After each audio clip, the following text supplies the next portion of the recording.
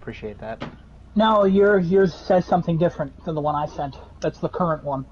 The one you sent says Sony PS5, and his bio it just says Sony PlayStation. I wonder if it's been edited. Edited for content. My guess.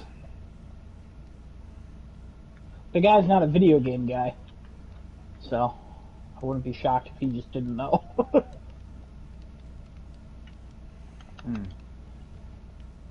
Thanks. Oh God, it's hard to type. I have everything organized today. I have actual good rumors this week. It's not garbage rumors like last week. Good.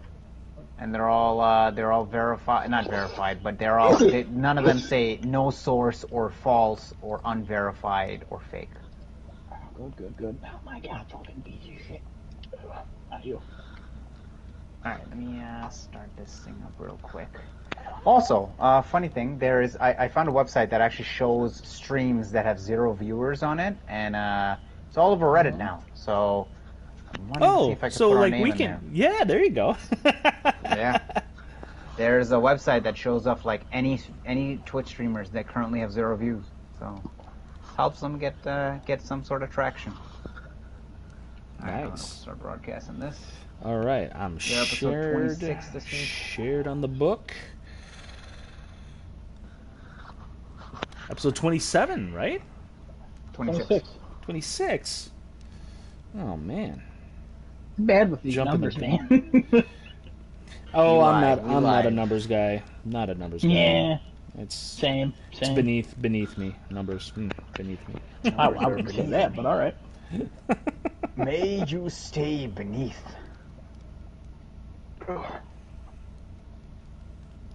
And yes, numbers. 18 million subscribers for Game Pass, man. Damn, what a.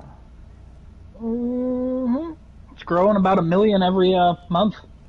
Apparently, they had their best. They had a very good. It's growing about 1 million every. That doesn't make sense, actually. All right, are we broadcasting? Are we ready? Are we ready to roll? We are ready to go. Welcome, ladies and gentlemen. Welcome, one and all, our millions and millions of loyal fans, subscribers, viewers. Welcome to Crafting a Chat. We've got the illustrious panel for you once again this evening. Adam, Genesis, your boy Giuseppe Jones. We're going to be talking about some game stuff as we craft the chat. Once again, in our luxurious Minecraft discussion studio built by the indelible Mr. Adam. Hey, what have you been playing this week, Adam? I haven't really been playing too much. I started Maneater, because that's PlayStation Plus on PS5. I finished Maneater, got the Platinum. Took me about 12, 13 hours or so. Just spend time just hitting R2. I don't recommend the game unless you want a Platinum. Other than that, I don't recommend it at all. It's not good. The comedy was pretty funny. I like that. Mm-hmm. Yeah, I played a little bit of some other games, but I'll talk about that later. And then Genesis and I we perfect run that game. If he just wants to jump right into it, because I'm about done with my game. Oh, we played Uncharted. Forget about that. Oh yeah, we all played Uncharted. Yeah. Little Hope. Yeah, we went through Little Hope. I liked it more than Man of Medan or Medan, whatever the heck you say. Okay. It's fun. I only watch him play, and then I make the decisions normally. I make a lot of the decisions. I wear the pants in the group chat, and we made all good decisions because we got there and we had a good time. We stayed up until like 4 a.m. Wow. And when we're done, was it 5? It was close. It was 5. It was pretty late. Probably shouldn't have done that, but we had off the next day, so it was fine. Yeah, I had a lot of fun with that. Haven't done that in a while, stayed up that late, especially with you. So that was a lot of fun. That game was so much fun. I really like that game. I can't get over how much I actually like that game. I was pleasantly surprised. But other than that, I bought The Wolf Among Us. I haven't started it yet. It's only $5.50 or $4.50 on the PlayStation Store. Yeah, so. Definitely worth a $5 game for sure. Yeah, and then we played Uncharted multiplayer again. For some reason, we just kind of got back into that, and I did all More right, like a and I spontaneous did. decision that we were like, hey, we Yeah. got Uncharted. Let's install that Yeah. back in. All right, we're good to go. Yeah, and I did all right in one game, and I died 15 times in another. But that's whatever, you know. I'll have some videos on my channel eventually, probably. I don't know. I don't care. But check out the Crafting and Chat YouTube channel. We've got a lot of Uncharted clips right there. Some good ones too. So Yeah. Subscribe. Get us over that 1,000 subscriber mark on there. I don't know how close we are. get us I'd over love the to get 10 over million. 1,000. Don't aim low. All right. All right, 10 million. We're 10 gonna- million subscribers, and we will do a face reveal at 10 million. If this, I mean, my face is literally the picture on my channel, but it's me as a child with my full name on it. I should probably change that.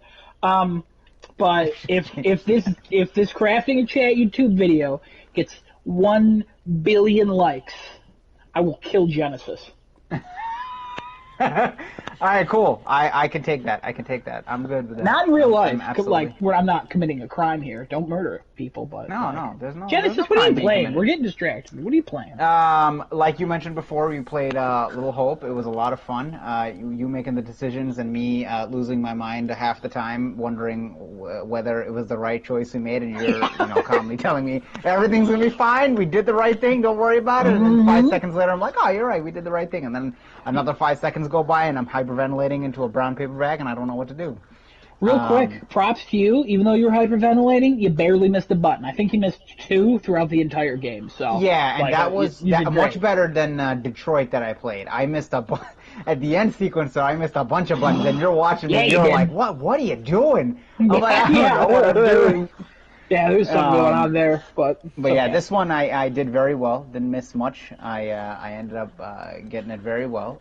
That game was a lot of fun. Our number one fan of the podcast recommended that we should play that game. He had very good thoughts on the second one versus the first one. I have to be inclined to agree with him that it's definitely much better than the first one. The first one was good. It was scary. This wasn't like a horror. Okay, it's a horror game, but like it's not actual supernatural things happening because it's you'll find out if you play the game. But it's a good game. I like it. I think if we replayed the first one, we'd be like, okay, we'd get to the good parts. But if we replayed Little Hope, we'd be like, oh wow, look at that. Oh, I didn't notice this. Oh, look how cool this is. Oh yeah, absolutely, So, absolutely. that We kinda saw helps it. premonitions of things that were supposed to happen, and we're like, oh, we're never gonna get to that side of the story because we're not doing that. Or Yeah, actually, we didn't even that know what we one- were doing. That one we waited the whole game for. We're like, we know it's coming up. We know who it's going to be. We know what's going to happen. Yeah. And every time it came up, like, we know is it this? And it wasn't. And we're like, oh, well, we're prepared. And then Oh, they gave you God. that option with the weapon, and it was like, Paul, no, you keep that in your pocket. And And I only it had worked out. one more bullet for it too. I'm like, it can't be used for this. We did so good. So good. Such fun. Real good. I can't wait for the next one. Next one we've seen the sneak peek of, House of Ashes. Should be coming out this year. So can't wait for that one. Maybe if we get enough subscribers and enough followers, maybe we'll do that live over here. Oh, yeah, we'd stream it and have a good time with Yeah. it. That'd be fun. Yeah. Giuseppe, you can join us.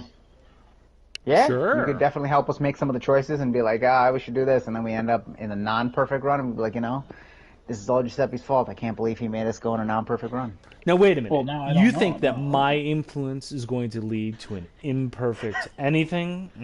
Listen, I'll tell you you right gotta- now, I don't think it will, but if it happens, you're going to get blamed because you weren't there for Because- the first two. Yeah, because we have never. Well, listen, I will put this on record. We have never ever messed up either one of those games. We flawlessly did it, perfect run. No restarts, no nothing. Anyway, I also played Horizon and Uncharted, and I think that's it. I don't think I didn't play any COD or anything like that. So yeah, I think that was it. Unless I missed something, which I You usually played a do. little COD after the cast last week. Did I? Oh yeah, I did. Yeah, I Yeah, did. Yeah. I did. Because I was getting emotional. I did. Oh my goodness.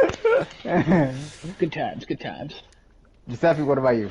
Well, me, I finally got around to finishing Bloodstained: Ritual of the Night, and now I've definitely not platinumed. I'm now at the cleanup stage in the gameplay where I have to go around and basically rinse and recycle all the different nooks and crannies of the castle to collect all the different rare drops for items, weapons, armor, consumables, things that in order to basically complete the item list. I have recently done that for the Grimoire, so all the beasts have been defeated and accounted for, as well as collecting the rare shard drops, which basically shards are give you like different magic spells and abilities that you use with mana for the game.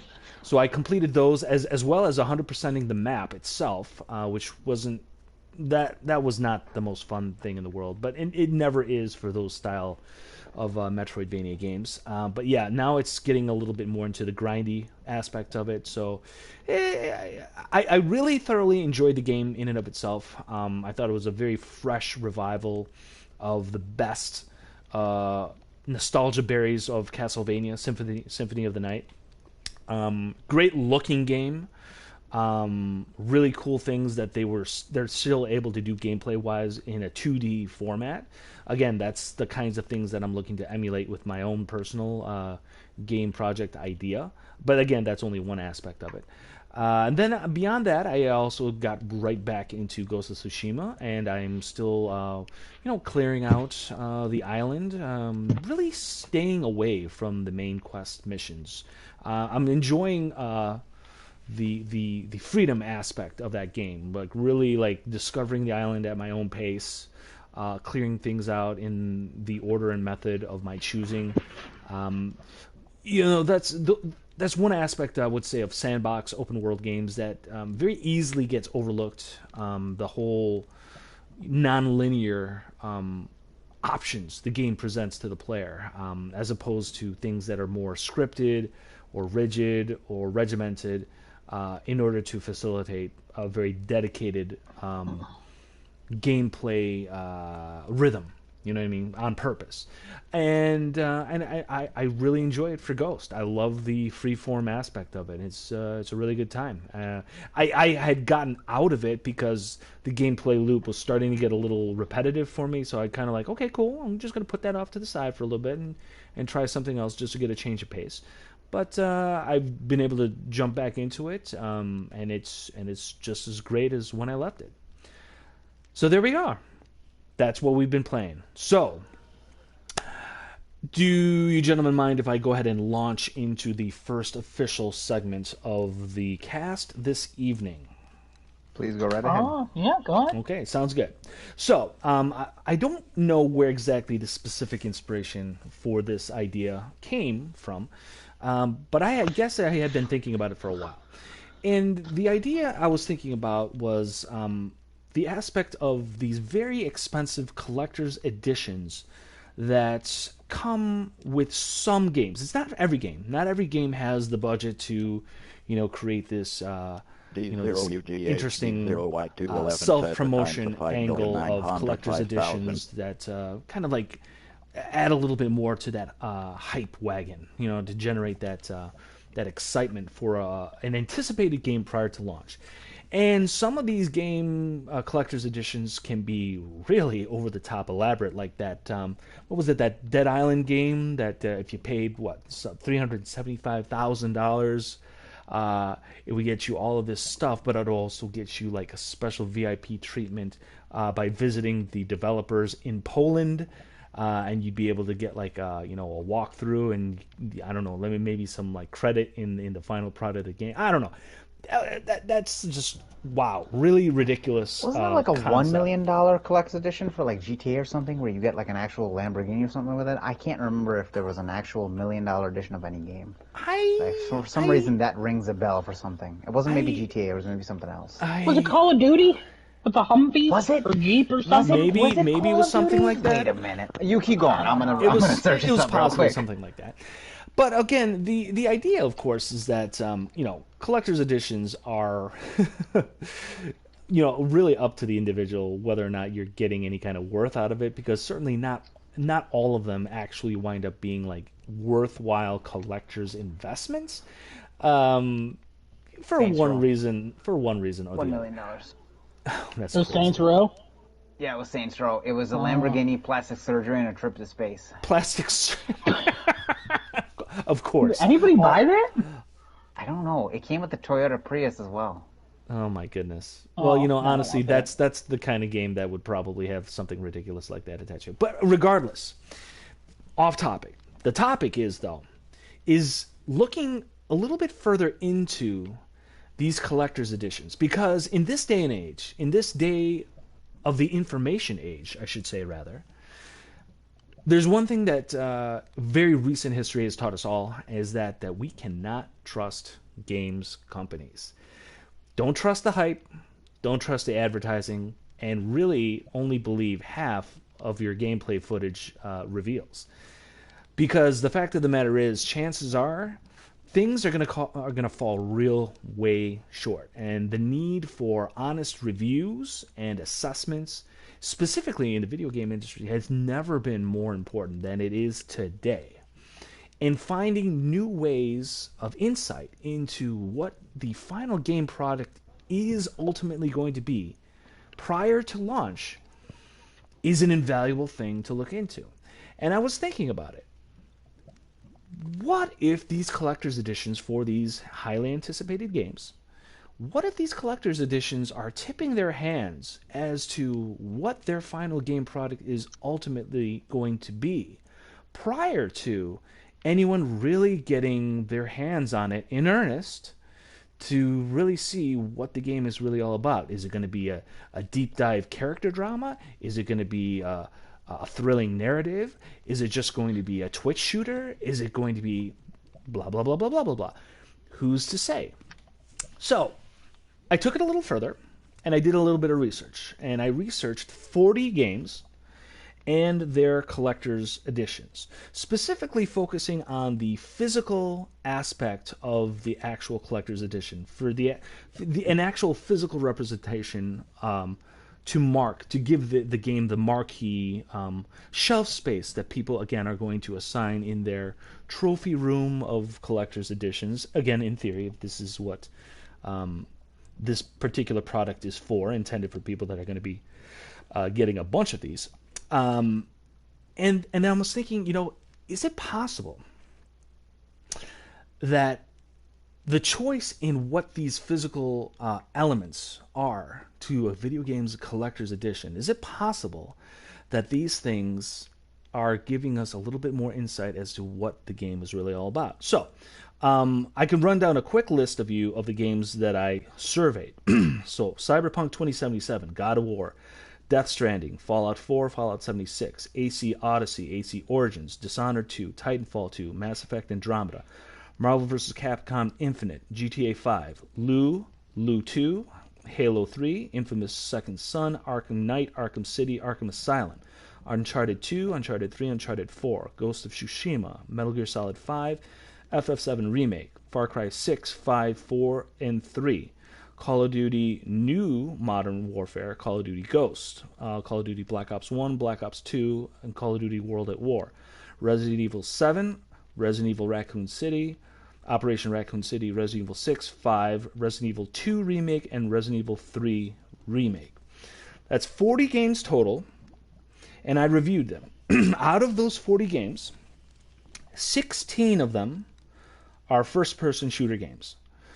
Of those 16 first-person shooter games, one collector's edition featured the protagonist, 3 featured antagonists, and 12 featured stuff. So inanimate things like gear, masks, stuff. Things that are like non-character representatives of something that's featured in the game.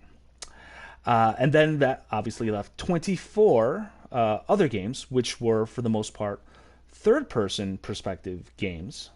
And of those 24, 13 of them featured the protagonist, 0 featured antagonists, and 11 featured stuff. Again, So the strongest representation of the first-person shooter games were by your Call of Duties and your Far Cries. And the third-person perspectives were represented most by, actually, again, from the games that I selected, by Resident Evil games and Sony-branded games, first-party games for Sony. So I came up with a couple of observations about it. So the selection of collector's edition physical tat, what I like to refer to it as physical tat, is interesting in that it does suggest a bit of a focal point of what the game is trying to feature. And again, that makes sense. These things are not selected at random. They don't just throw darts at a board and say, okay, what is our collector's edition going to feature? And then, no, they pick those things for a very strong reason. And featuring characters, in general, outside of the whole, what is actually in a collector's edition, featuring characters in any regard suggests a story focus on those characters in particular, while featuring stuff, things that are non-characters, suggests a focus on gameplay, as in we're going to be using this stuff in the game that kind of makes the game fun and unique. And I found it interesting how for the third-person games, this is about a 50% split between character and stuff. But for the first-person games, by far, it's almost all stuff focused on in these first-person games. So games like Call of Duty and Far Cry, while those types of games may not have featured the best stories in the world, they certainly engage the player in a more visceral, player in the game or in the moment mechanical experience that kind of nullified the need for characterization or narrative, because the player, him or herself, is meant to inhabit that first-person perspective. Games like Resident Evil and the Sony-branded third-person perspectives, for the most part, have been noted for great character-driven stories and for interesting gameplay mechanics. Again, to make them unique, make them stand apart from their competition. And I just found that very interesting, how the physical focal points, the figurines, the statuettes, the patches, the maps, the tats that are included in some of these collector's editions kind of mirror what's important in the games. So the trends that I've kind of surmised is that the third-person games tend to feature characters over things, and the first-person games feature things over characters. Now, that doesn't necessarily mean that the third-person games featuring characters are strictly going to deliver a focused, narrative-driven, character-driven kind of experience, and gameplay is a secondary thing, and vice versa. But it's just an interesting trend to identify and discuss. So what can we infer with the most recent demo reveals of Resident Evil 8, and they also revealed what the actual collector's edition for that was going to be. And for Resident Evil 8 The Village, it's going to feature Chris Redfield, who, according to the trailer footage, seems to be an antagonist for a game that is going to be a first-person shooter game. So, based on the 40-game case study that I just did, what does this mean for Resident Evil 8 The Village? Well, it seems that this game is going to represent a very extreme oddity that is bucking trends based on everything that I've observed so far. If it's an FPS, a first-person shooter collector's edition showcasing a character, that tends to suggest a game that leans into characterization and therefore a stronger story, right? However, Of the 40 games sampled, only 3 featured antagonists, and they were all first-person shooters, and they were all Far Cry games. Notable for their irrelevant protagonists, meandering stories, but fun villains and environments. Trailer footage of Resident Evil 8 seems to confirm a bit of an irrelevant protagonist, fun villains, and fun environments. It remains to be seen whether or not the story will meander or represent a weaker aspect of the game overall. Only time will tell, but it won't necessarily be shocking if the story winds up being the weakest link, if there's any truth to this model that I laid out right here. Again, so this is not meant to be a predictive model for a game's ultimate quality or potential in any regard. However, it is interesting in identifying trends based solely on the physical tat of a collector's edition combined with general knowledge of that game's perspective. Third person, first person, RPG, action, adventure, simulation. You know, it's just something to think about. And I'm wondering if the panel has any thoughts in regards to that. Specifically, how it may or may not pertain to Resident Evil 8, The Village. Genesis, I will defer to you. Okay. So first, I mean, when it comes to, I'm gonna specifically pick out like the Sony platform and their games and their collector's editions and how they go off on how they make the correlation between what they put in the collector's edition to what focus they have in the game. I mean, one of the best collector's editions that ever sold was the Last of Us collector's edition, which I think if you still have a sealed copy till this day, I think it still sells for immense amounts and still sells for quite a bit of money. That's the Ellie and Joel statuette. Yes, yeah. And they tend to give that extra detail or that extra effort to make those collector's editions just stand out among the rest.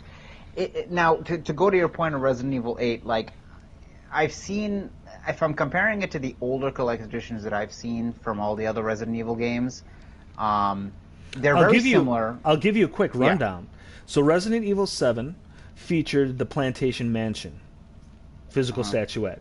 Operation Raccoon City featured patches and a bunch of really dumb stuff. Resident Evil 6 had a number of different collector's editions. One featured Leon's leather jacket. One, a smaller version, featured that syringe bomb, you know, that thing that just shot out a whole bunch of like anti-BOW stuff.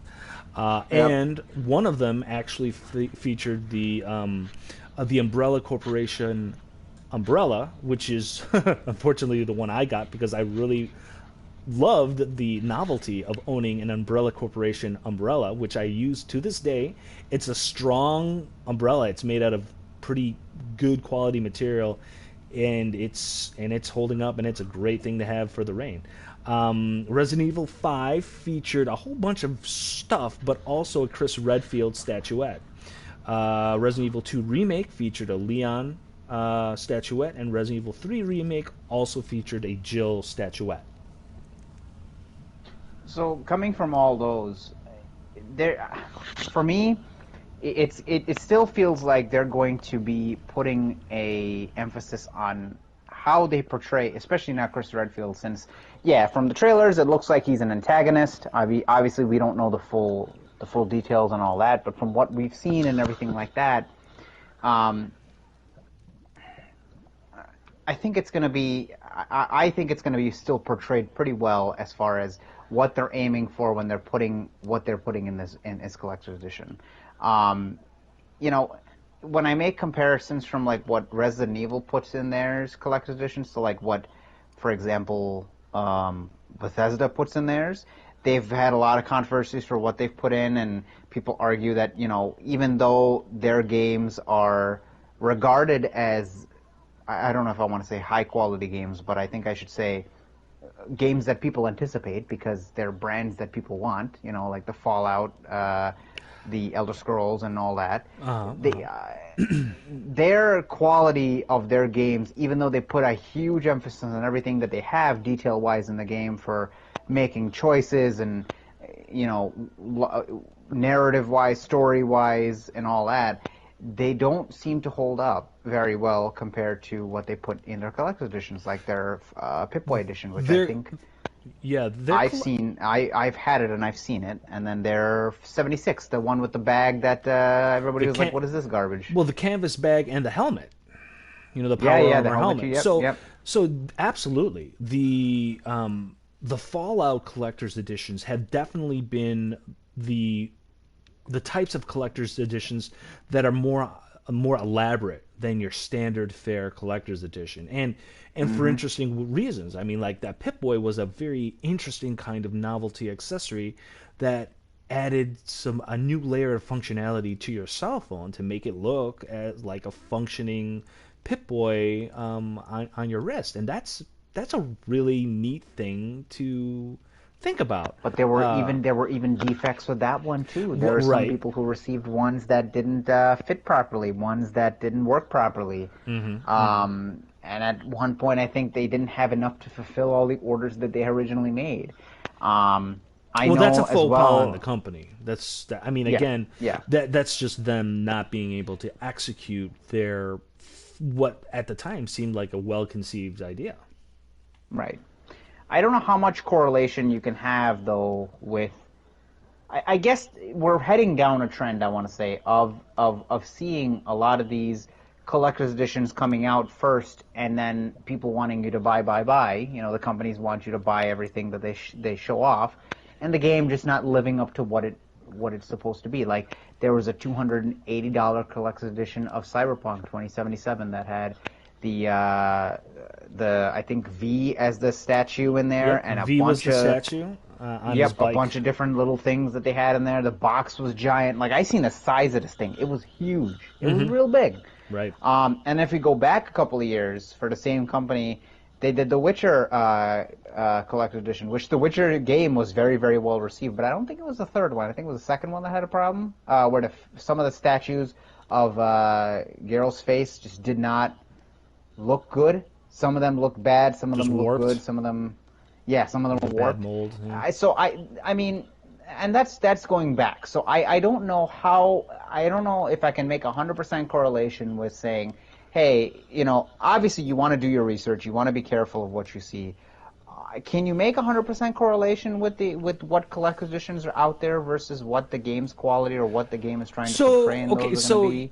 So you may be misinterpreting what I'm trying to say here a little bit. I'm not necessarily talking about the quality of the actual stuff you're getting in the collector's edition. I'm talking about the fact that whether or not a protagonist or an antagonist or stuff is the feature of the collector's edition, what that is going to say about the final game product, and that is kind of like what I'm really trying to go for here. So I guess if there's more stuff, you might be inclined to see that the game is not going to give you that, I guess, quality that you're looking for. But if it's on a protagonist or an antagonist, it's going to be more focused on, hey, this is what we want you to focus on. Well, it's not meant.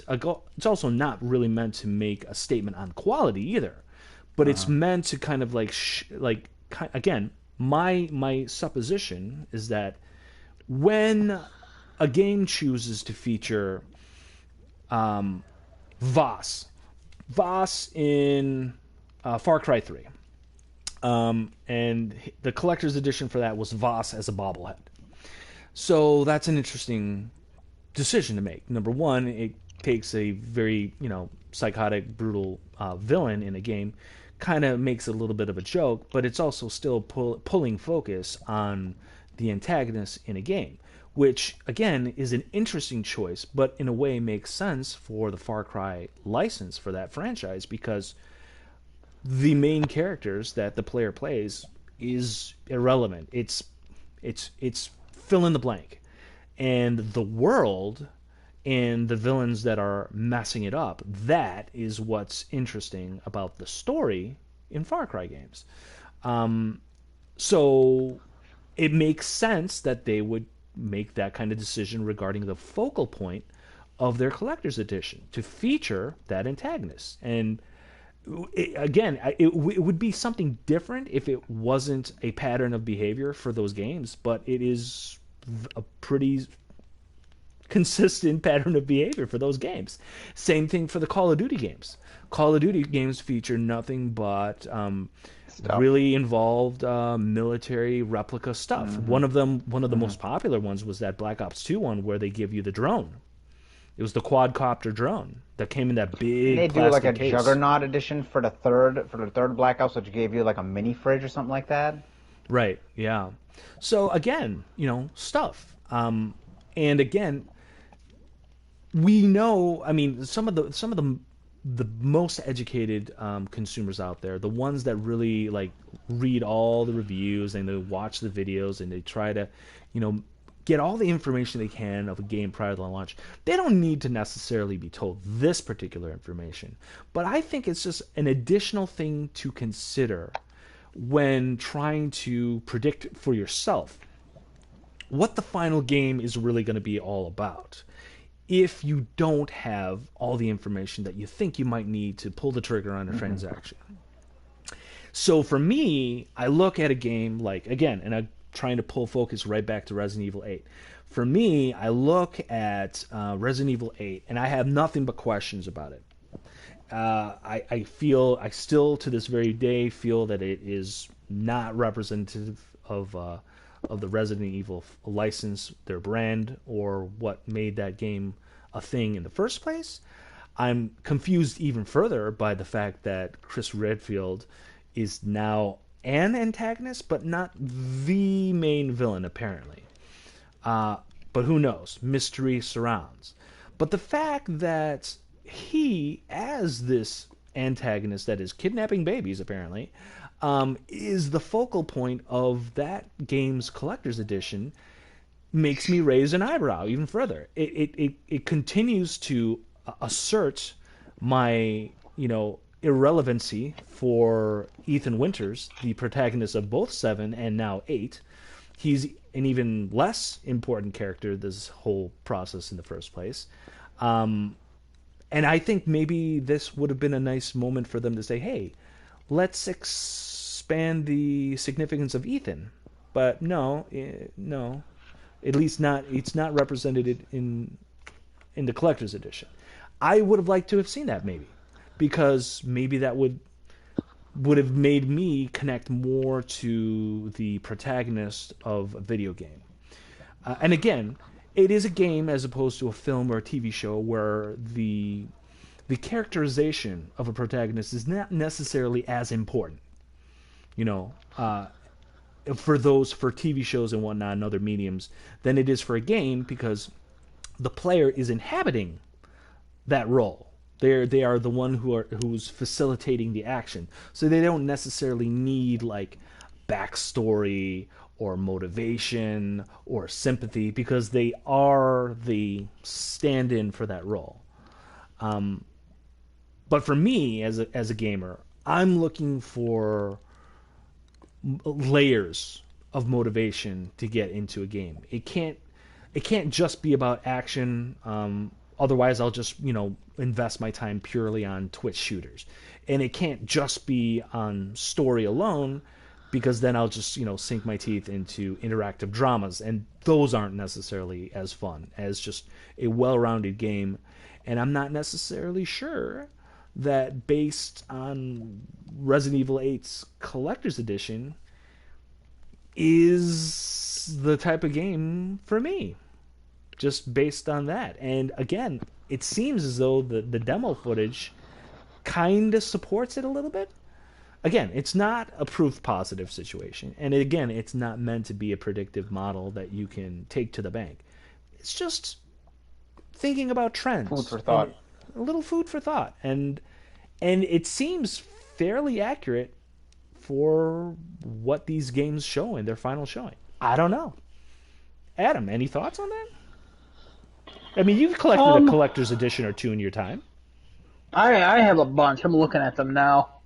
Um, fun little thing. When you were talking about the umbrella, I thought of the hat from Infamous Second Son. I wear that in the winter. It's my main That's hat. right. Delson's beanie. Nice. Delson's So, beanie, yeah. and it came with Very a comfortable. jacket, like a little jacket for the game case, right? Yep. Yeah, I got I don't have the game anymore. I borrowed it to somebody, and I have no idea where it is. Oh dear. It's okay. But yeah, I collect collector's editions. I've run out of space, so I don't get them too much anymore. I appreciate the research you did. I don't know if there's any correlation. So far, it just seems to be more based on marketing and trends. But the the collector's editions are a part of the marketing. They're linked to that. You know, I don't think it really says anything about the game, honestly. I think a good example of like what Adam's saying is like the Ghost of Tsushima Collector's Edition just had a mask in it. Like that's just things in there. There's a mask in there. There's a stand for the mask. There's I think a handkerchief in there as well, or some cloth in there, and I think was it a shuriken in there?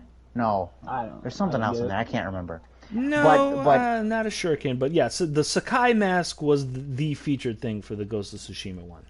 Right. I don't know how much that would say about Well, the you're game the ghost. itself. Getting that That- mask is a big moment in the game. I know Giuseppe's not there yet. Right. You wouldn't know that until you play the game, though. Like just somebody who sees that as a marketing part of it, right? You wouldn't. Yeah. You wouldn't think much of Yeah, it. to your that point. mask is all on the marketing, and it's the logo of the game, and it's the loading screen. Like it's a lot. Like the God of War one I have is Kratos and Boy killing like two demons or whatever they are, the trolls, whatever they're called, I forget. And like it's cool. I guess it shows the relationship of Kratos and Boy. So I guess it makes sense to put them in there. You can tell it's a single player focused game on them, but I don't. It's hard for me to see a collector's edition and go, I get what's going on with this game. I can make some assessments on what's happening here. I'm curious. How did you choose these 40? I was really going for like based on general memory, thinking about games in the past that had some showy collector's editions, like the Fallout ones, ones that featured some really neat looking statuettes. But again, I was really thinking about in terms of like some of the bigger games, the ones that like when you think about, oh well, these are some of the biggest games of the past, so that means they must have had collector's editions to them too. But it was really like at the end of it all, it really like I funneled towards Resident Evil because they had just put out all of that media footage of it, and then I had happened upon a link showing the RE8 collector's edition, and I'm like, huh. So they're choosing to focus on Chris Redfield. Like not even Vampire Lady, and Man, obviously if they made a not collector's not edition the with Vampire castle. Lady, that would have sold off the shelf. Well, that's what I'm saying. Yeah, but it would have to be huge. Yeah, she's a large lady, but also not the castle, and of course not Ethan Winters. So They would. I don't think they would. You don't make look at it one Ethan of Winters. ever. yeah, you I never know, see but Ethan Winters' face. but that's my point. That's kind of like the point you that I'm see- trying to. You're saying draw. if you've seen it, you would have made a better connection to say, okay, they're trying to get me to want to like this protagonist or understand what his purpose is in the game. So again, now I know. So for me, and again, I know this is not the same for everybody, but for me, I need to have some kind of connection to the main character that I'm playing in a game.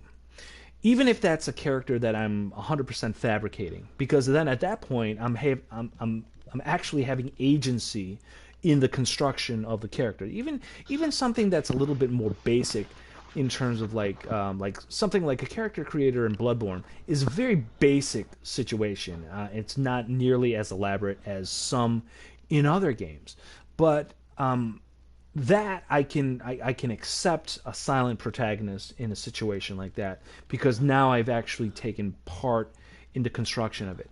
I don't care for the generally silent protagonists of certain first-person shooters where it's just you are meant to inhabit character X and then go.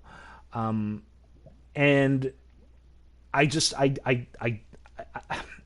while I understand the general setup for Ethan Winters in 7 to be a sympathetic main character that the player controls, because they have a pretty basic kind of like rescue mission scenario, which that is something that most people will be on board with, but there doesn't first person perspectives don't do the characters, or at least the main character, any favors at all, because you never see them.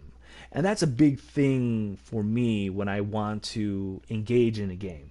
Like it gives me that additional level and motivation to play, to keep on playing. Like, what's the point?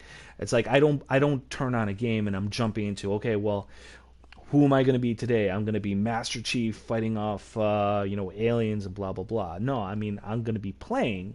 My outlook is I'm playing Master Chief, shooting these aliens, trying to save Earth, blah blah blah, and so on and so forth. So for me, connection with the main character, and again, that's my history and influence to cinema and television and audiovisual entertainment at work. That's a conscious and subconscious behavioral thing that's going on for me. I definitely recognize it, but I want to have that connection with those kind of games. And based on the list that I've compiled, just about every game that features stuff over character, and again, it's not 100% of the time.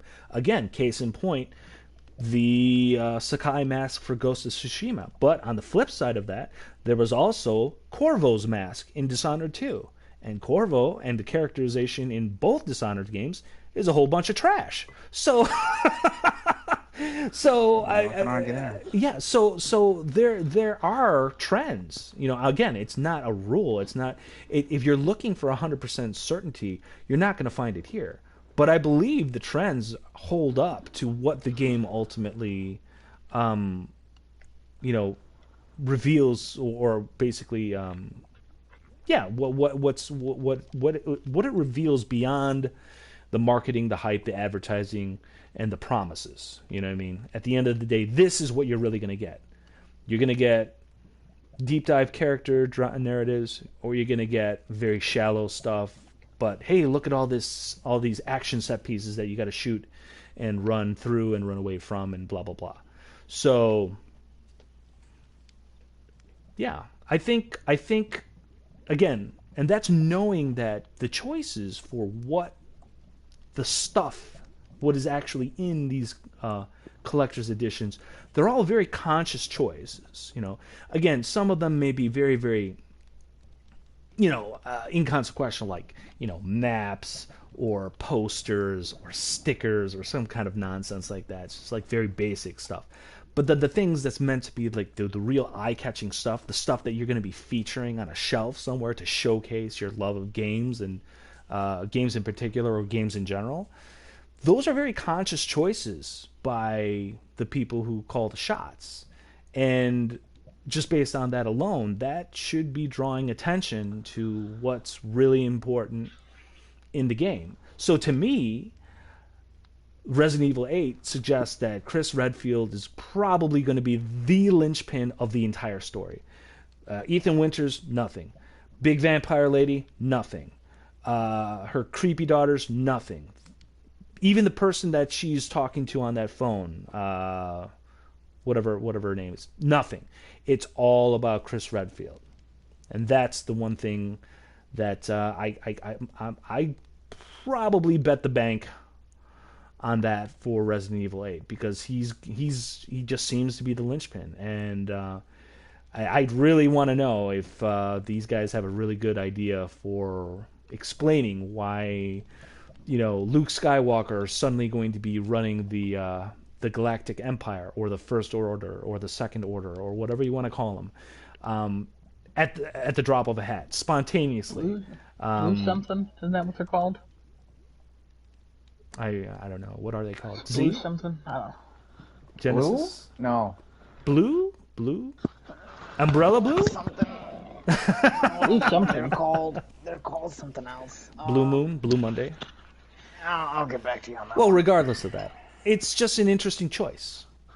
And while, again, it's nice to see that they are focusing on character and characterization, that's something that I like, but they're focusing on the wrong character, perhaps, maybe. I don't know. Blue Umbrella. Blue Umbrella, there it is, Blue Umbrella. Nailed So I it. don't know. It'll be Sure, interesting yes. to see what it comes out. I would love to see what it winds up being. Resident Evil 8. My feeling is it's going to be much more similar to 7 than anyone thinks. It's nice to see those really interesting characters. I mean, although I cannot condone the twilighting of Resident Evil 8 by this current new wave of that franchise, the giant vampire lady does seem very intimidating. Just watching her bow like Listen, people through are fascinated right. by her. People Yeah. are fascinated by this Oh, woman. she's giant. I'm amazed that she even has the dexterity to to bow down through doorways in order to get through them. There are a lot of there are a lot of No. I can't say the word, but there are a lot of No. of Move on. those Move on. Let's just looking move on. looking for this for this, they're thirsty for this vampire. The thirst factor is definitely there. There's no doubt. Yeah, they're thirsty for the vampire. Which one of the vampires is actually Amanda Seyfried. I didn't even know that. Somebody pointed that out on the Reddit. I was like, I didn't even know Really? that. And then the guy, what's his name? Oh man, I had the name up. I should have kept the name up. I didn't get the guy's name. The but- merchant, the vendor. No, not the big fat guy. The other one. The one with the hat, the beard. That Oh, guy yeah. with the hammer. With the hammer. Yeah. Yes, that guy. Crabs. Yes. Yep. Mr. Krabs. Yeah, it looks Mr. exactly Krabs. like him. Every time I see him, I'm like, oh, that's Mr. Krabs. Hank, what are you doing here? I think in summation for your topic, how I feel about this is I think you need to do more research with more games and go on like sales numbers and like talk about their marketing and stuff. So, for me to be convinced that the collector's editions mean anything about the games. Well, I'm not. I don't know what sales numbers are going to do to any of this because that's not. I'm not using this information to identify which games are best selling. I'm using this information to identify what the focal point of the end product of the game is. So it's really about evaluating tastes and trends as opposed to numbers. Again, it's not meant to identify any semblance of quality. It's not a ranking or a rating system. It's meant to say, hey, look, this is the type of game that's really sitting beneath the surface of all the marketing, all the advertising, all the promises, all the hype. At the end of the day, this is the game that you're getting. You're going to get a Call of Duty game, or you're going to get generic first-person shooter game, and you're getting a really weird golden grenade as your physical tat, a part of the collector's edition.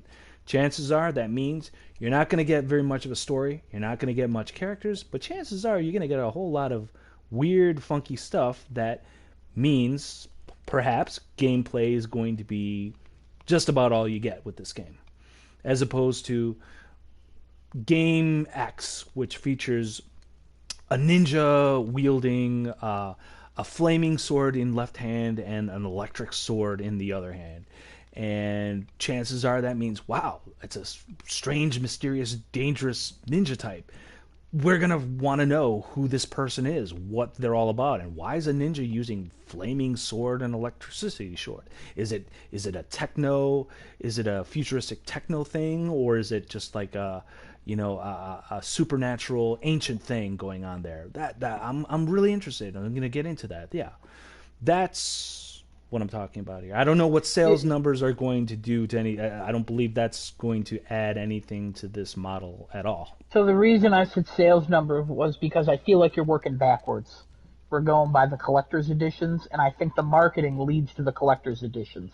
But it's the game that leads to the marketing, which leads to the collector's editions.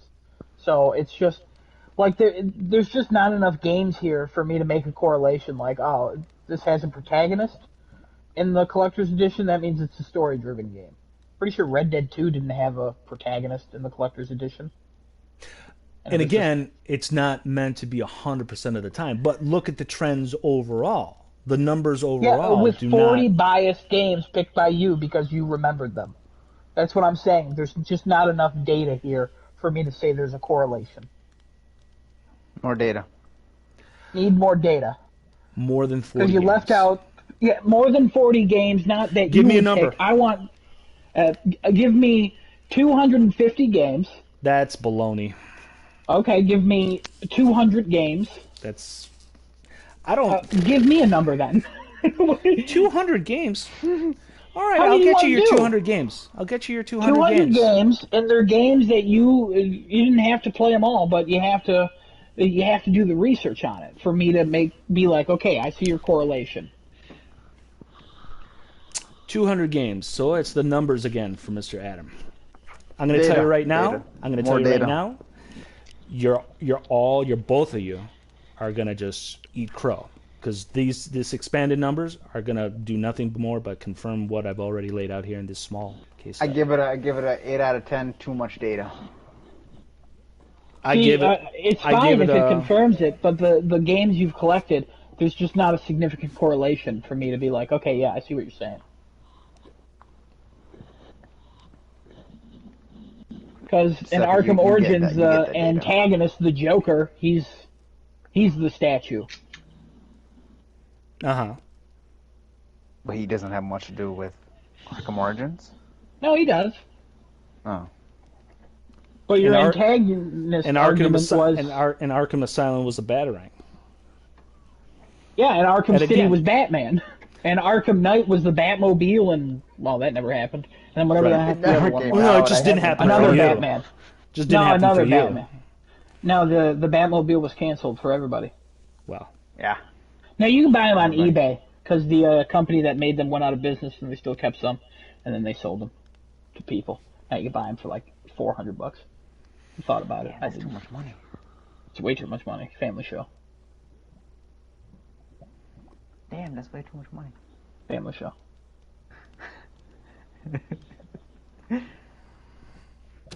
well. 200 games data. Get on it, Giuseppe. Oh, I'm getting on it like right now. Yeah, I'll get on it right now. Awesome. Awesome. Adam, what you got? What do I got? Oh, man. I got a couple things. First things first. We got 3 games that we've added to the list. Let me just switch inputs real quick. I need your ratings on some games, boys and girls. Don't think about that too hard. Others? All Whoever right. You are watching?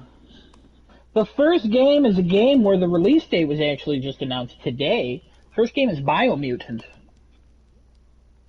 Just Seppi, what's your rating for Biomutant? 65. 5. Genesis. Is that the one with the mouse? Is that the one? I Is that do the not one know. Yeah, that is the one with the mouse I would- rat yeah. looking thing. Yeah. 67. 67. Number one fan said 82. Chris is also a friend of the show. He said 70. I said 74. Oh wow, so me. Genesis. Giuseppe Allure? Breath of the Wild 2. This is probably not coming out this year. But it's rumored for this year, so Breath of the Wild 2. What do you want to give it? 95. 95. Giuseppe. Breath of the Wild 2. 90. 90. Wow, okay. Number one fan said 91. Chris also said 90. I also went with a 95. Genesis, so good for you. And then the one I'm surprised I forgot, Destruction All-Stars. It's coming out in February for PlayStation Plus. is originally supposed to come out in November, with the launch of the PlayStation 5 for $70. Giuseppe, what are you giving Destruction All-Stars? 80. Genesis, Destruction All-Stars. 82. 82. Number one fan said 58. He has very high hopes for the game. Yeah. And then Chris, he said 65. I said 68. So. Oh, I think it's going to be that bad. All right. Those were the 3 games we needed to add so far. Just a little hint. Number one fan, he's in the lead. Because of Hitman. So. Oh, yeah. What did he say for Hitman? It's currently at an 88. He gets to 90, so he's only 2 points off. The next closest person is you, Genesis, because you said 82, so you're only 6 points off. Okay. So, everyone else is a little bit more than that. It's still all very close, because we didn't guess too far away from each other. There's some games that'll get it more out there, but we'll see. Also, the Medium comes out later this week. 2 days, and I think number one fan told me that the embargo lifts tomorrow, so we should have an idea of what that's going to be and who's in the lead there. I don't really have a topic this week, and which is fine because Giuseppe's went a little long. I figured it would because I knew it would spark a conversation. But I wanted to talk about one thing, and then I have another thing after if I feel like it. I want to talk about, this is not really a topic for you guys to jump in. This is me just complaining about Game Pass Ultimate and how much of a horrible process that is to set up. I still can't believe this. So as you two know, I have a PC. I don't use it that often because I'm lazy and they don't have trophies. I know they have achievements, but I don't care. But I was like, you know what? I've been craving some Forza, and I was like, let me just sign up for Game Pass Ultimate. So I signed up for Game Pass, just regular Game Pass, which is $10 a month for PC. But when you sign up for it, it's $1 for your first month, and then $10 every month after. So I signed up for it, and then I was like, you know what? I want Game Pass Ultimate. And the deal for Game Pass Ultimate is $1 for your first month, then you get 2 months free, and then it's $15 every month after. And that also includes EA access and like some other perks and stuff. And it also works in a way of Plus where you get discounts on games that are in the Game Pass library, which I didn't know. That's actually a feature I didn't know about. I don't know if you get those when you have the games with gold. I don't know if there's some game like that also gives you a discount. I honestly don't know too much about it. 100% sure. I could research that though. Yeah, if you can, that would be much appreciated. So I now have Game Pass Ultimate for 4 months because it counted that first month and the 3 months as all Ultimate now because I upgraded, and I paid $2 for 4 months. And on May 26th, I have to cancel it if I don't want to use it because then it will start charging me $15 a month. I downloaded it's 7. It's Forza Motorsport 7.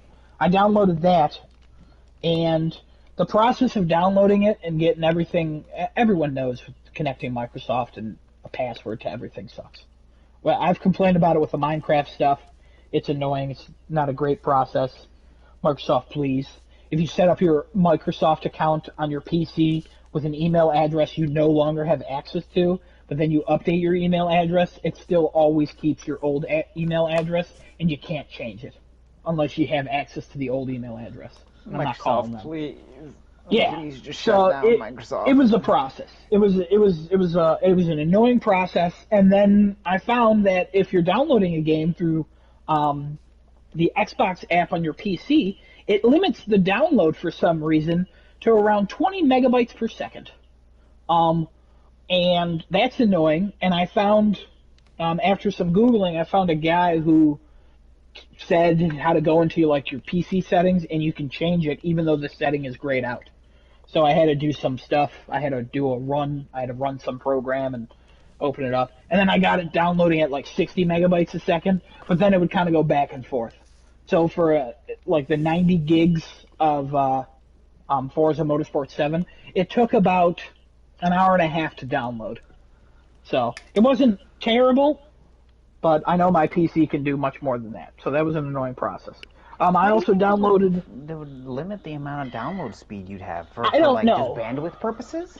I honestly have no idea. It says nowhere in there that it's limiting it, that I know of.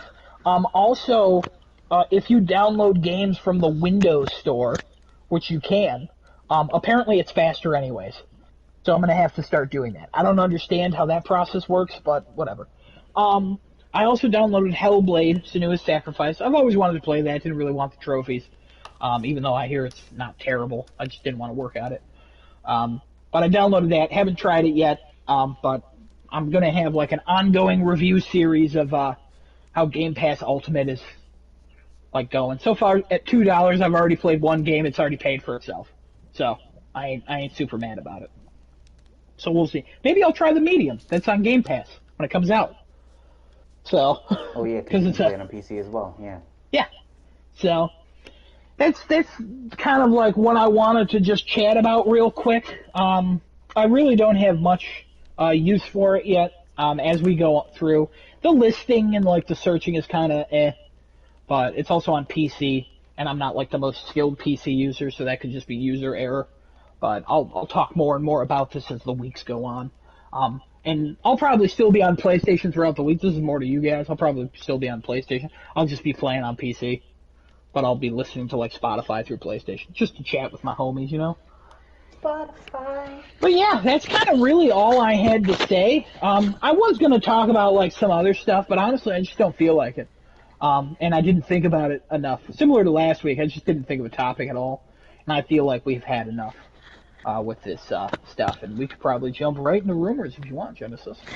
All right. What do I got? The internet speaking to me in tongues in my ear. What? I don't think that's the internet. All right, so I'm gonna start off. So I've done a bit more digging for a lot of these rumors, just so I have proper rumors this week. I apologize for last week's rumors. I don't think they were that good. I got feedback as well that they were not that good. So the first one I'm going to go with here is this is about a game that actually is very near and dear to me. Apparently, through Reset Era, NAFTRA, this person has correctly predicted a lot of Sony stuff that was shown at last year's showcase. Is predicting Death Stranding Extended Edition coming to PlayStation 4 and 5. This one is apparently two different versions, one for the PS4 which will have extended content, and then the PS5 version will have the enhancements along with extended content. If there is an upgrade path, it'll probably be a paid one.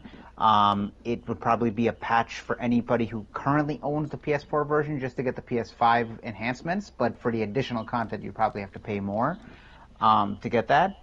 But a lot of the opinions that I've read on this half say I don't know if I can play it a second time, and the other half says I really want to play this again and go through with more content. Myself personally, I mean, the only thing I'd want them to add more to this story is probably just more on Cliff's character overall, and just with overall better multiplayer content to put into the game. Those are my only two asks if they're going to add any additional stuff in here. For a PS5 version, I would absolutely take that, plug that game right back in, and spend another 90 hours in that game and build roads and deliver stuff and do what I got to do if I had the chance to do that again. Would my heart be able to take the story again? I don't know. I have the same feeling with Last of Us, and I have the same feeling with maybe just Last of Us, actually. Never mind. Any thoughts on that, guys? I could do with less walking. Yeah, but the walking is the whole integral part of it. When you start walking in that game, it's the journey that you start. That's the whole thing. If you take the walking out of it, it's like, What's the point? I could still do with less walking. Oh God. Any thoughts, Ed? I mean, this is cool for people who like the game. You said it might be paid?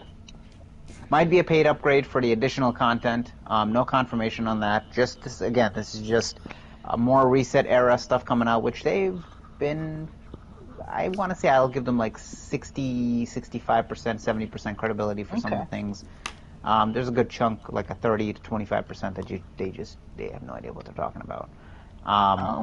But there possibly could be like a free upgrade for anybody who owns the game to get the better graphics on the PS5. And then if you want the additional content, you can upgrade your version for probably, I would say, $10. I don't think it's going to be anything more than that. The game's been out for 2 years. Yeah, and then PC took off even more with it. A lot of people enjoyed it on PC, and yeah, but that update's not even coming to PC according to the rumor. So yeah, no, it's just the PlayStation. Because that's surprising. That's surprising. I would have thought that was going to go for a PC. Sooner. You know, it would make sense because doesn't Sony still have like a thing with this, like especially with Kojima as well? Like I mean. Wasn't it? 505 Games did the one for PC, and then his studio did the one for PS4. Yeah, I honestly do not know. I think so. I think so. I'll have to double check that. Okay, next one. So this is get more towards Back 4 Blood, Gotham Knights, things like that. This is actually a article off of IGN, and I guess. I don't know how much they speculate on rumors and stuff like that, but this is just them talking according to interviews that they've had. I guess Warner Brothers wants to have a heavy focus on live service games, Back 4 Blood, Hogwarts Legacy, things like that they're doing, as well as Gotham Knights. From what it sounds like and it seems like, they want to have a very, very big focus on these.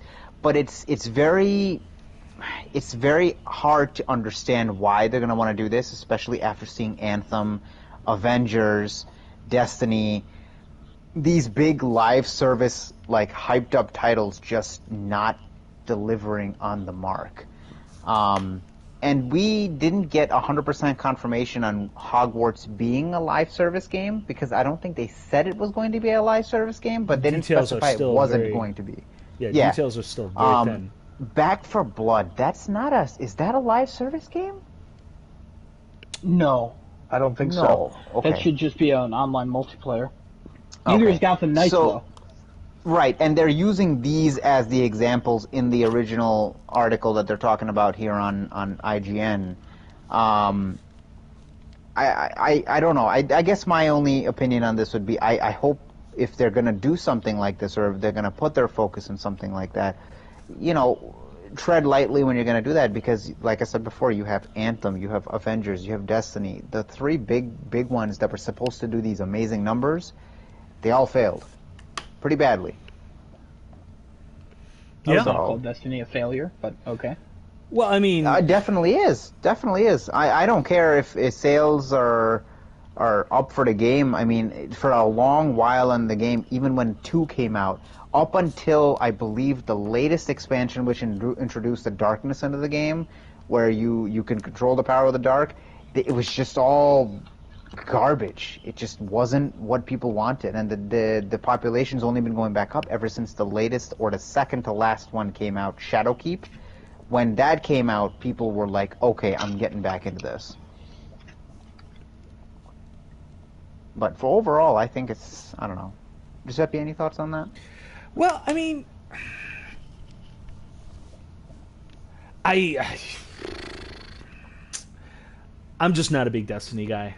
So for me, overall with the live service stuff too, but that's just the thing. I mean, the live service model, I believe, I think it's more than fair to say that the live service model, when introduced into the makeup of any game product these days, is going to suck the oxygen out of the room for any level of creativity, gameplay, narrative, characterization, cool things that people want to see in games. It's going to suck all the oxygen out of the room of that, and it's going to dictate everything that happens in the game in terms of what's there, what's not there, the potential.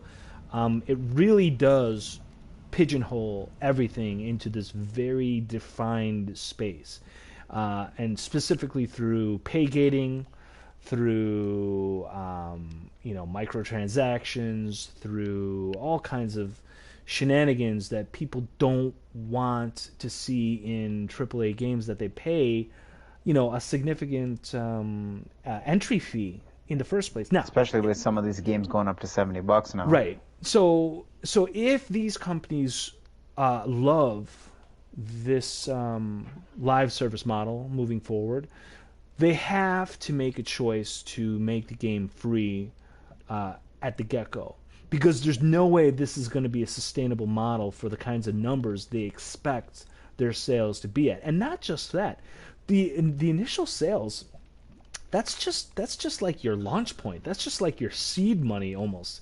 The real money is how you get your quote-unquote recurrent user spending, and how you do that, you ensure that, is by keeping your player base engaged. And if your game is junk, nobody's going to play it, and nor are they going to keep playing it. And there are many reasons what contributes to a game being junk. Again, it could be the graphics, it could be the gameplay, it could be the response time, it could be the hitboxes, it could be all kinds of things that are happening in the game, but also as many things that are happening surrounding the game. And all of the ick of live service modeling, that's a big outer wall for the kaijus to climb over and get at the good stuff at the meaty center. So I got big problems with live service models. I don't believe any game has really found no game has struck a really good balance between what's fair for the consumer and still what's profitable for the company.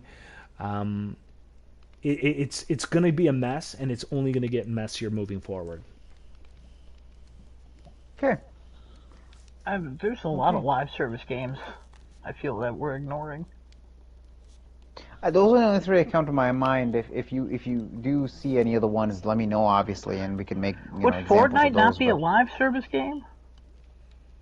Or World of Warcraft? Or Path of Exile? World of Warcraft those is are live service games. Yeah. So Fortnite, I don't know if it is. I feel like those would be like a Successful live service games? Yeah, successful, and people say good balance.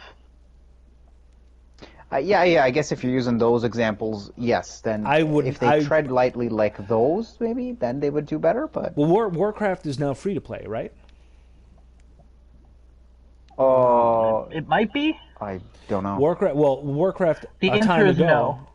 Well, it's not free to play, so it's a subscription. So you still have to buy. You still have to have to pay a subscription, or you got to buy a base game. You may have to do both still. I'm not sure, but again, World of Warcraft became a thing because it basically represented the thing that every company wanted. It wanted everybody buying a significant amount of cash towards their product up front, so they're getting immediate returns on sales, and it's getting that consistent recurrent spending with a monthly, if not yearly, subscription model that people had to pay in order to play the game. So it represented the ideal for companies. Now, for the consumer, for the player, if they have all the money in the world, if disposable income is not a thing or a consideration for them, cool. They'll pay whatever they want to get whatever experience they want, and it'll be happy for them. I'm just saying, for me personally, that was not a good representation of value at all. Value for game and value for time spent, not at all. And it got even worse when the people that hooked me into World of Warcraft wound up abandoning me only 1 month into my newly started cycle with this game. So, and I was not able to find any, welcoming, friendly guilds or groups that would, help me along, because I still, at that point, didn't really know the true ins and outs of that gameplay. So and I also factoring in the whole, if I spent one day where I didn't play WoW for at least an hour, maybe two, I felt that I was literally just losing money, because again, I knew that I was always spending money to keep that game in my active queue, to have it even available for me to play whenever I really felt like playing. So there were a number of times where I felt compelled to play where I didn't particularly enjoy it at all, and it was more of a chore than pleasure. So no, I don't believe that for me, as a player consumer, the WoW model was not a success at all. Success for the company because it took all my money, but not for me personally because it didn't give me nearly as much fun for the money spent on it.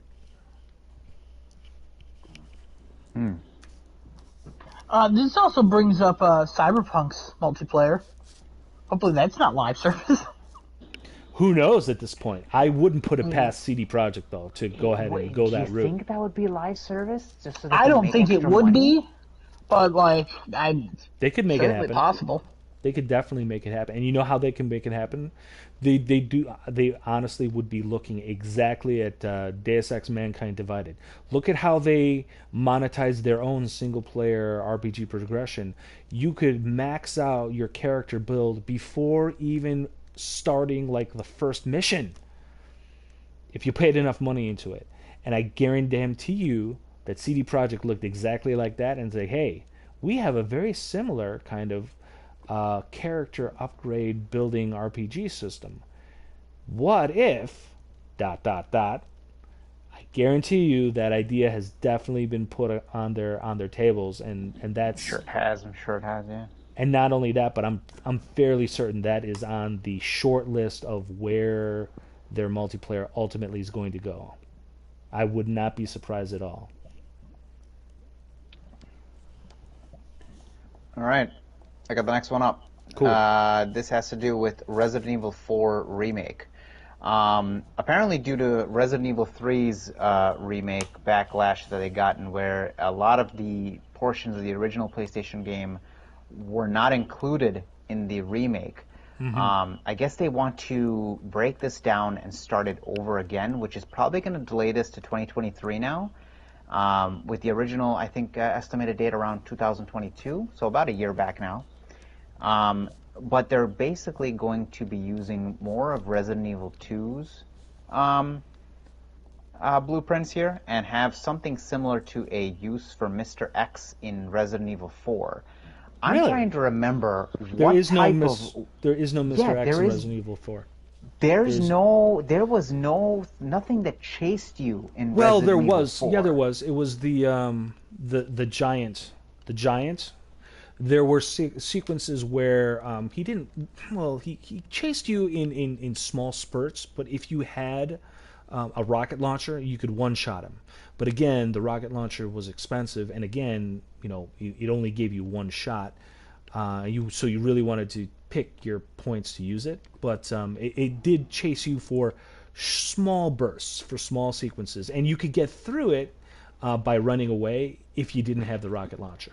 But that was kind of like the stand-in, and it wasn't nearly as menacing as a Nemesis or Mr. X, because again, it wasn't necessarily about the size of the opposition; it was the confined quarters. And again, this is what Giant Vampire Lady represents in Resident Evil 8. She's a giant, formidable force, but in a very small, contained corridors and in inside spaces. That's what makes her a dangerous thing. If you're out in the open, well, you've got lots of places to run to, so it's not nearly as threatening. Yeah. And just to clarify too, they're not specifically saying that they're gonna put like a Mr. X type of thing. They're just comparing it to how they'd use the original idea of changing the blueprints of the original Resident Evil 2 and adding their own little quirks and things, the new features in the story, and adding the little differences between Mr. X's original appearances and things like that. They want to do something similar with RE4, where they're not straying off too far off the path, but they're also adding these new things in that you would not have thought of in the original game. Honestly, you know what I'd love to see? I'd love to see them do something special with the merchant from Resident Evil 4, to actually have him be a more significant part of the story, because it's just seemed very, very odd. First of all, that it's only one guy. That doesn't seem very reasonable, seeing how he appears at so many different places. That's number one. But also, number two, why have anyone that's a part of this world, in which obviously the main character, Leon, is clearly intruding on, but he's also the hero? Why would somebody from that world be assisting the character in a way, again, that's not dissimilar from, Fatty Salesman in Resident Evil 8, who's doing the same thing for the main character in that game. I think it's the same salesman. He just ate a lot during quarantine. He just got real heavy. He developed an eating disorder over the years. I think that's the thing. Going right off of this rumor to the next one, it's going to be a triple head for Resident Evil, because I got a next one for Resident Evil 7. This is more of an actual thing that I believe is happening versus a rumor at this point, because Xbox actually just got their patch for the next-gen upgrade for Resident Evil 7. And now there is talks of the PlayStation 5 getting its own version of it, its own version of the patch.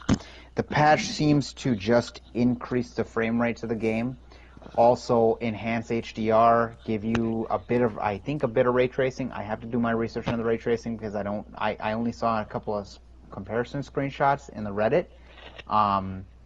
But people have gotten their hands on the update for it, and this is basically preparing them for 8, because they're saying, hey, you want to wait. You're waiting for 8. We know what you want to do. Here's 7. Your free upgrade for the next gen patch for 7. Here's your way of getting that now and getting this out of the way, and then playing Maiden, and then going right into 8. I have Resident Evil 7 installed. If there is a next gen patch for it, I'll take it, because it'll definitely help. I personally would want that. And then the last thing for Resident Evil, like you mentioned before, the collector's editions, there is another collector's edition for Resident Evil Village that includes Chris Redfield's coat. That is $1,800. Yeah, it's $1,800. Yeah, collective coat, the statue. I don't know, something else that looks like all the guns that you get in the game. A goat and 2 locks. It looks like. It says Village in Shadows, and yeah, and a nice box that comes along with all that. So yeah, that's that. That's a lot of money to spend on clothes. It's a lot. That is a lot. On one piece of clothes. But hey, if people got the money, hey, go for it. Somebody had the money for that Saints Row edition, the $1 million one, because somebody bought it. I don't know who it was, but somebody bought it. That's just redonk. To me, that's redonk. But hey, whatever. Move on to the next one here. According to Jason Schreier, Vicarious Visions has been working on a Diablo 2 remake. He tweeted out, I'll pull up the tweet real quick here. In his tweet, he's talking, VV has been working on Diablo 2 remake. Team 1, Blizzard's classic team, was quietly dismantled last fall, including, and this is just news from him, including some insights on, I don't know what WC3 Reforged is, but Warcraft 3 Reforged? Never mind, yeah, Warcraft 3 Reforged. I looked at the bottom, I was like, oh, he tells me. Any thoughts on this? Oh, it's a shame. Vicarious Visions did the Tony Hawk remaster. So I really thought they were going to carry on that franchise. But whatever, I guess. Apparently they died right after they put that out too. That's yeah. It wasn't long before sucks. They did, but I know you've played. You enjoyed Diablo 2, right, Giuseppe? You played. That was the one. Diablo you really 2, liked? Yeah, Diablo 2 was like my gang, and I spent so much time on PC playing that in college. It was just so much fun. Yeah, it was just so good, so good, and I love the expansions. And honestly, I love the fact that it didn't have like all these, pay gating just to getting access to their network just to play. BattleNet was free. I don't know if it's still free or elements of it are free, but man, I love the fact that BattleNet was free and you can log on, you can play your StarCraft, you can play your Diablo 2. It was great. Yeah, nothing but good memories of Diablo 2 Any and then the thoughts on a expansion. remake coming out for this? Perhaps PlayStation 5, perhaps PC, perhaps Xbox Series Well, X? so again, so it's very like making Diablo games work for a console is again, that's another thing that has not ever really been perfected, because those kind of games really are optimized for keyboard and mouse, because you have in those games access to a lot of abilities, a lot of items. Mapping things to hotkeys is essential, and controllers. Again, you're talking about strong limitations. Now, I'm curious as to why nobody's developed a makeshift keyboard USB add-on that can be worked in conjunction with consoles to kind of like accommodate for these types of games that are really optimized for PC based on the physical accessories that PCs have more readily available. If they were just simply brought over to consoles, then that eliminates a lot of the logistics problems of remakes or updates or what have yous, ports to bring those kind of games over to consoles. And I feel like that's one of the things that have never really been addressed. And these types of games have always tried to, finagle some kind of like odd control button mapping system to try to make up for it, but I just don't feel it's just nearly as good as keyboard and mouse, like not even close. So while I like the idea, anything that can bring me back to those good old days of Diablo 2, but with a prettier game, with better functionality and network connectivity, but also still find a way to bring it to a console, but give me the control that is almost required with a PC layout with keyboard and mouse. I would love to see some accessories maybe to be released in tandem with that. I mean, there's a box set for you. There's a collector's edition for you right there. Bring your PC Diablo 2 memories home to your home console with, a custom keyboard and mouse that will function as your controller in the game. Again, I don't know if console, the makeup of what makes the console hardware go, if that will allow for it or not. But I would love to see them have a shot at it. I'm like 99% sure you can just attach a keyboard and mouse to your PlayStation. I'm pretty sure you can for a lot of those. Yeah, you can just take a USB mouse and keyboard and connect it to your PS5. Yeah, but unless those pretty games sure number have... one fan of the podcast, Kevin, he plays some game with keyboard and mouse. But this is the thing, unless those games actually have like the button mapping in the options already for that game. Oh, you're saying just a generic button mapping like through a PlayStation to say, hey, that's what I'm saying. Play it with this. That's what I'm saying. Yeah, it's like unless that is already taken into account for the port of those games on console, then it kind of like, well, okay, great, you have a keyboard now, but you can't do anything with it. At least not for the game. So I mean, like, that's what I'm looking for. I'm looking for a seamless port. They need compatibility, but I'm pretty sure some games already offer that. Diablo might be one of them, honestly. If they are, they haven't made that widely known, and honestly, that would be a thing to do if you wanted to make those games succeed on console.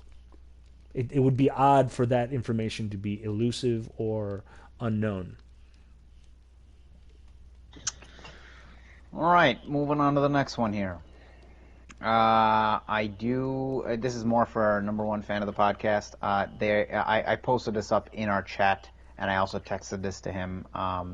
Just the leaked maps of zombies for Call of Duty Cold War.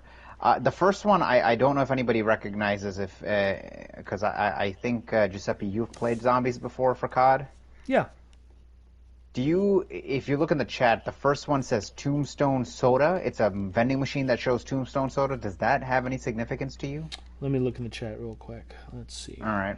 In the meantime, it's basically just a couple of two other screenshots that we have here, but it's basically a leak of the new Zombies map that's coming out for Cold War. Yeah, I don't. That's not triggering anything for me. Like I'm not sure what the significance. Neither is. neither am I, because I played Black Ops 3 and Black Ops Zombies. I played both of those, so that doesn't ring a bell for me. I'm sure if number one fan of the podcast was here, he'd probably be like, "Yeah, this is what this means." So maybe we'll get that clarification from him later. He hasn't heard of Tombstone as a buff. Oh, okay. So I don't know why this is specifically being shown off then. Odd. All right. Well, there's that. Okay. I think I'm on my last two here. So the next one I got is relating to Ghost of Tsushima. The creative director, Dave Malloy, has posted up in his LinkedIn profile, presently working on the Ghost of Tsushima game for PlayStation. Previously, I believe it said Sony PS5. He may have corrected it because Adam had showed me a tweet that later it showed it was corrected or changed. It also could have just been altered. I might have an altered version of the screen cap. That's also a case. But he has inadvertently basically confirmed that there is another Ghost of Tsushima coming down the pipeline. Any thoughts on these, gentlemen, since I know Adam and I have extensive history with Ghost, and Giuseppe is getting to that point now. We are very avid. Well, that's the obvious choice, game. Is it not? I mean, it's a great successful launch for a new IP. It's a great game. Again, not having completed it, everything that I've experienced, and I've put in a decent amount of hours into that game so far. Everything that I've experienced in that game, from the story, the characterization, the gameplay, the freedom of play, the freedom of choice in terms of like how you want to reveal the game to yourself, is wonderful. In fact, it reaffirms my notion prior to even playing it that it was probably the most deserving Game of the Year last year, and it's even more solidified now. I have nothing but good feelings about Ghost of Tsushima. There's not been one point that I've been frustrated with it. There's not been one point that I feel like, oh well, this is just like off-putting to me. Like, everything about that game has been enjoyable, and it makes all the sense in the world for them to expand upon it. So far, any improvements that you'd like to see in it? And the same question goes for you, Adam. Well, go ahead, Adam. You go first because you know more of the game. There's a couple things wrong with his rumor so far, though. He's not the creative director at Sucker Punch. He's the cinematic creative director. He's the cutscene guy. That out. Yeah, it's kind of important, but he cinematic creative director. He's not. He might be working on it. This doesn't confirm anything. He changed it already. I don't even know if it was like that before, if that was edited. It seemed like he actually did change it. But they're probably working on a Ghost of Tsushima. So they wouldn't be that far in it. They wouldn't be at the cutscenes yet, I wouldn't think, because that game just launched less than a year ago. That's too quick. Improvements? I don't know. I'm so bad at, like, what could be better about this game that you love? Because I'm like, I don't know. I wouldn't know until, like, years after. And then I play it and go, oh, I hate it. Overall facial animations, just a little better. More in-depth multiplayer, if they decide to ship it with multiplayer, or maybe we get it as a surprise later. More costumes as well. I want more. Yeah, I mean, expansions, bigger and better. I feel that costumes. I like that idea. I like having a little bit more, like applying some of the freeform aspects in the gameplay. Also customize the armor more. Rather than just color. Yeah, customizing the look, and not only the look but also the pieces. You know, maybe being able to swap different parts of the armor out. Like, you know, maybe you want to That'd be cool. make like 50% down the middle is samurai, the 50% on the other side is ninja. I mean, that would be it could be weird looking, but you know, to give players that option, that would be kind of neat. Totally immersion breaking, but it would be kind of neat. I think it'd be awesome. Yeah, I'd be okay with looking ridiculous. Absolutely. It's nice how they finally gave us loadouts. It's too bad I already beat the game twice Yeah. before they gave them, but whatever. Last one I got here. Major Nelson on his latest podcast mentioned we have a lot of big shows with some interviews, of course, to support all of our game releases, and some other news coming up there as well. Xbox only confirmed Crossfire X, Exomecha, Halo Infinite multiplayer as free-to-play games that are going to be coming in 2021. This was also the same day that they had reverted their prices and unlocked all free-to-play games indefinitely. Seems like they're hyping up 2021 as this big year Xbox, which, I mean, in their terms, they should. Halo's going to be coming out this year. Hopefully. For them, that's the big, that's the big guns. Forza, I don't know if that's going to be coming out this year, but last time we saw that, it was a tech demo they were showing of Forza. And who knows what else they have under wraps to see if they can do something. But any thoughts on that one?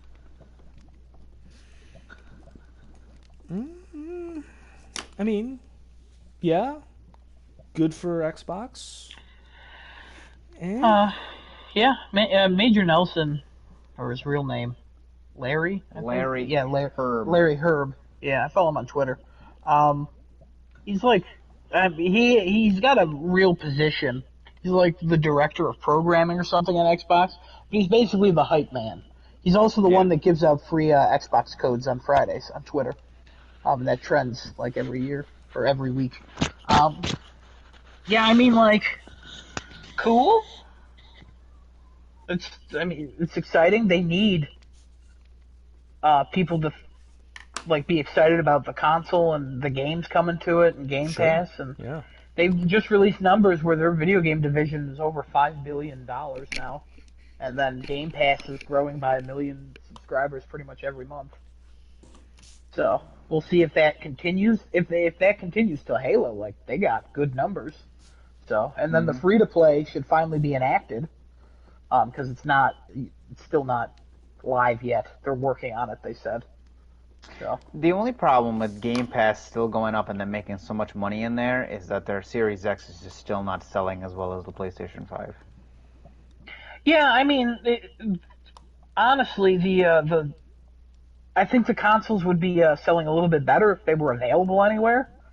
I would love to have seen this year to see how well both of them have done if they were available. I think PlayStation 5s would still be hard to find if they could make as many as they want. And I think Xbox is like, you'd be able to find them. I think it'd be the same situation From what as I've like read a on week after the Xbox One. some of the numbers, it's 2-to-1 that they still sell though. Every 2 PlayStations, only 1 Xbox sells. Yeah, I mean, I believe it. The hype around the PlayStation 5, along with all the games that are confirmed Still for this real year, and alive throughout the and- year. Yeah. So, yeah, no, Sony's, as we all thought, we thought they were going to blow it somehow, but so far they kept going. They still They're haven't doing announced it an still. SSD that's external. They still haven't done a lot of things. That's kind of annoying, but, you know. Imagine the hype when they getting there. announce all these things though. Oh, bring me folders, please. I want Bring me folders. internal SSD support, please. And with that, I'm done with my segment, guys. All right. Awesome. So, does anyone else have anything else to wrap up? Because I feel like maybe we're at the end. I say we keep it short this week. You know, sometimes we go long, sometimes we go short. Let's keep it About short an hour then. and 41. An hour and 41 in. Short and sweet. I'm feeling it. All right. Well, ladies and gentlemen, that is Crafting a Chat, episode 26, in the bag, as it were. Hopefully you found it enjoyable, entertaining, insightful. Bag. And if not, well, oh well. We'll maybe try to do better next time, but only maybe. And that's it for Crafting a Chat. This is for your boys, Adam, Genesis, Giuseppe Jones. Crafting a Chat is bidding you all a fond farewell. Be safe, wear your mask, wash your hands, be nice to people, and enjoy games. And bye, all. Bye. Twitch.tv/subscribe.